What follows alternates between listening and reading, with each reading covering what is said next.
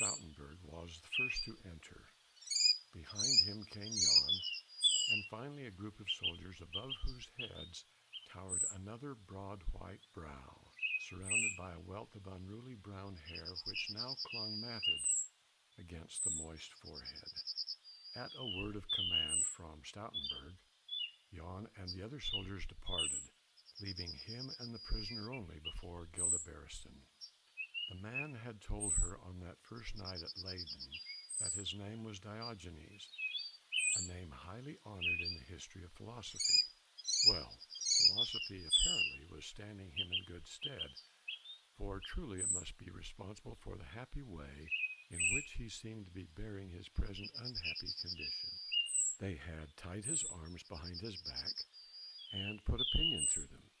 His clothes were torn, his massive chest was bare, his shirt bore ugly dark stains upon it, but his face was just the same, that merry laughing face with the twinkling eyes and the gentle irony that lurked around the lines of the sensitive mouth.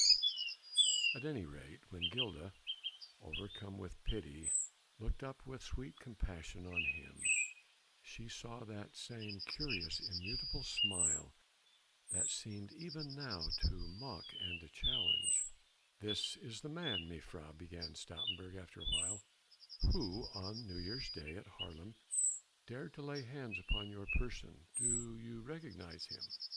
"I do recognize him," replied Gilda coldly. "I imagine," continued Stoutenburg, "that he hath tried to palliate his own villainies by telling you that he was merely a paid agent in that abominable outrage." "I do not think," she retorted still quite coldly, "that this person told me that he was being paid for that ugly deed, though when I did accuse him of it, he did deny it." "Do you hear, fellow?" asked Stoutenburg, turning sharply to Diogenes. "It is time that all this lying should cease.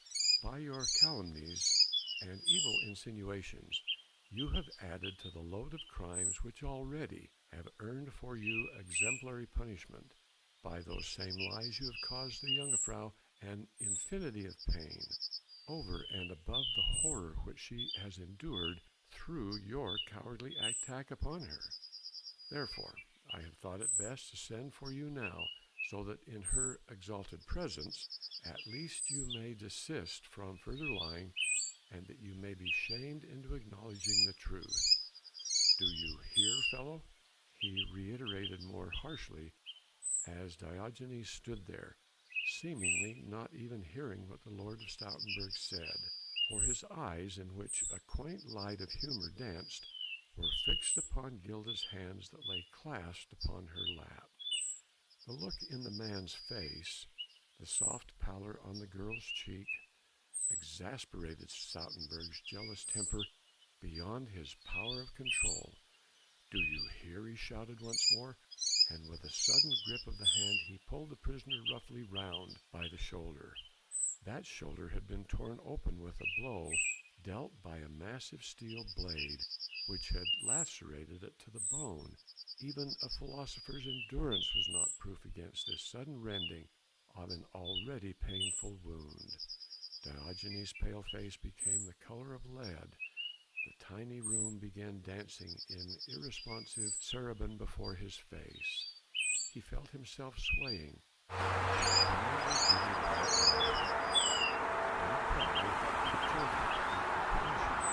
Reached his fading senses.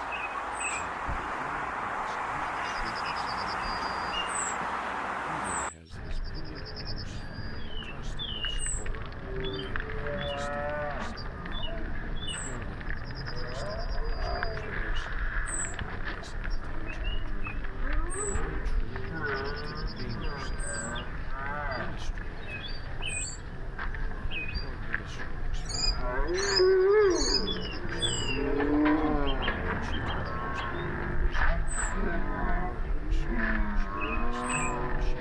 tender blue eyes rest with kindly pity upon him.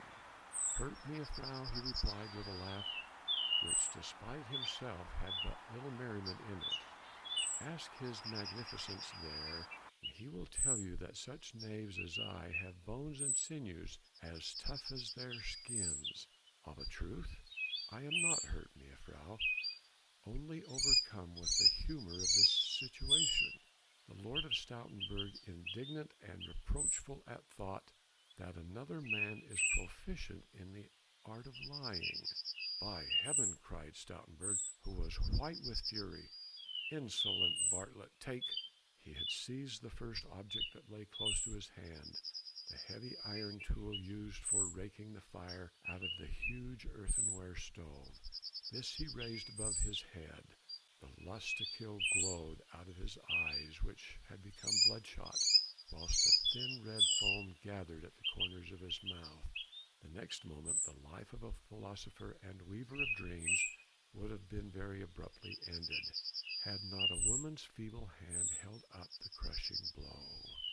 Hatred, my lord, and you will, said Gilda with perfect sang-froid, as she stood between the man who had so deeply wronged her and the upraised arm of his deadly enemy. Hatred and fair fight, but not outrage, I pray you. Stoutenburg, smothering a curse, threw the weapon away from him. It fell with a terrific crash upon the wooden floor. Gilda, white and trembling now, after the agonizing excitement of the past awful moment, had sunk half swooning back against a chair. Stoutenburg fell on one knee and humbly raised her gown to his lips. Your pardon, Madonna, he whispered. The sight of your exquisite hands in contact with that infamous blackguard made me mad, and I was almost ready to cheat the gallows of their prey. I greatly thank you in that you saved me from the indignity of staining my hand with a vile creature's blood. Quietly and dispassionately, Gilda drew her skirts away from him. And you have recovered your temper, my lord, she said coldly. I pray you ask the prisoner those questions which you desired to put to him. I am satisfied that he is your enemy, and if he were not bound, pitied, and wounded, he would probably not have allowed the woman's hand to protect him. Stoutenburg rose to his feet.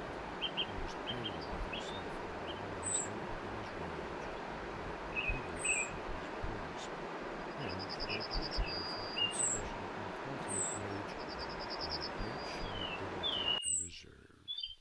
I must ask you again, fellow, and for the last time, he said slowly, turning once more to Diogenes, if you have realized how infamous have been your insinuations against mine honor, and that of others whom the Jungfrau holds in high regard, your calumnies have caused her infinite sorrow, more bitter for her to bear than the dastardly crime which you did commit against her person.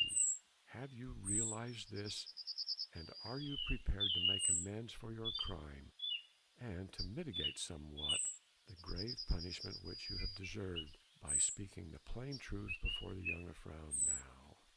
And what plain truth doth the Jungfrau deserve to hear? Asked Diogenes with equal calm. Stoutenburg would have replied, but Gilda broke in quietly. Your crime against me, sir, I would readily forgive, had I but the assurance that no one in whom I trusted, no one whom I loved, had a hand in instigating it. The ghost of his merry smile, never very distant, spread over the philosopher's pale face. You will deign to allow me, Meerfrau, he said, at any rate to tell you one certain, unvarnished truth, which mayhap you will not even care to believe, and that is that I would give my life, the few chances, that is, that I still have of it, to obliterate from your mind the memory of the past few days. That you cannot do, sir, she rejoined, but you would greatly ease the load of sorrow which you have helped to lay upon me, if you gave me the assurance which I ask. The prisoner did not reply immediately, and for one brief moment there was absolute silence in this tiny room, a silence so tense and so vivid that an eternity of joy and sorrow, of hope and of fear seemed to pass over the life of these three human creatures here. All three had eyes and ears only for one another, the world with its grave events, Its intrigues and its wars fell quiet away from them. They were the only people existing, each for the other, for this one brief instant that passed by.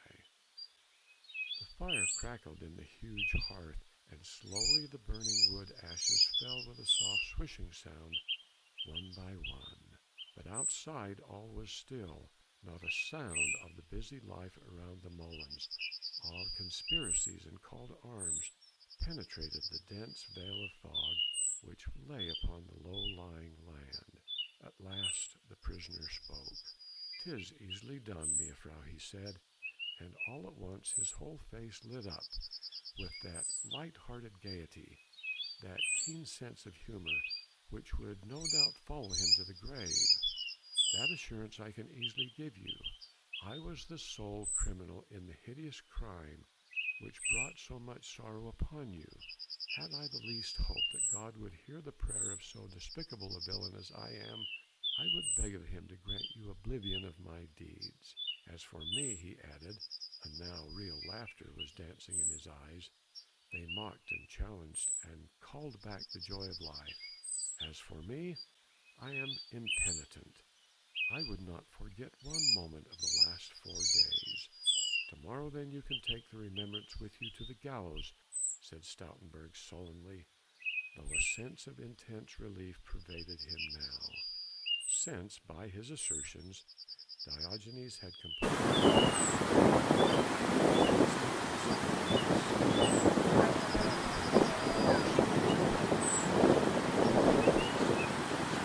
adventure which had assailed him a while ago was gnawing at his heart more insistently than before. He could not combat it, even though reason itself argued that jealousy of so mean a knave was unworthy, and that Gilda's compassion was only the same that she would have extended to any dog that had been hurt. Even now, reason still argued, was it not natural that she should plead for the villain just as any tender-hearted woman would plead, even for a thief? Women hate the thought of violent death. Only an Amazon would desire to mete out death to an enemy. Gilda was warm-hearted, impulsive. The ugly word gallows grated no doubt unpleasantly on her ear. But even so, and despite the dictates of reason, Stoutenburg's jealousy and hatred were up in arms the moment she turned pleading eyes upon him. "My lord," she said gently, "I pray you remember that by this open confession, this gentleman has caused me infinite happiness. I cannot tell you what misery my own suspicions have caused me these past few days. They were harder to bear than any humiliation or sorrow which I had to endure." "This varlet's lies confirmed you in your suspicions, Gilda," retorted